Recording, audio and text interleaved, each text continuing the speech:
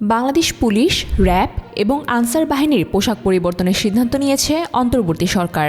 আজ সচিবালয়ে আইনশৃঙ্খলা সংক্রান্ত উপদেষ্টা পরিষদের সভা শেষে এক সংবাদ সম্মেলনে এ তথ্য জানান স্বরাষ্ট্র উপদেষ্টা অবসরপ্রাপ্ত লেফটেন্যান্ট জেনারেল মোহাম্মদ জাহাঙ্গীর আলম চৌধুরী। পুলিশের পোশাক হবে লোহার আয়রন রঙের, র্যাবের জলপাই অলিভ রঙের এবং আনসারের সোনালী গম বা গোল্ডেন হুইট রঙের। পোশাক পরিবর্তনের কারণ হিসাবে স্বরাষ্ট্র উপদেষ্টা বলেন, সবার মন মানসিকতা পরিবর্তন আনতেই এই উদ্যোগ। এছাড়া সীমান্তে নিরাপত্তা জোরদারের জন্য বিজিবির জন্য সাউন্ড গ্রেনেড ও কাঁদান গ্যাস কেনার সিদ্ধান্ত নেওয়া হয়েছে।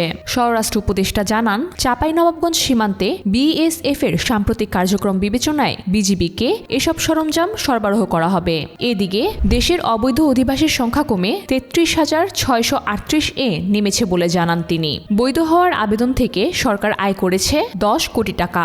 অবৈধ অধিবাসীদের সহায়তাকারীদের বিরুদ্ধে ব্যবস্থা নেয়ার কথাও জানিয়েছেন তিনি।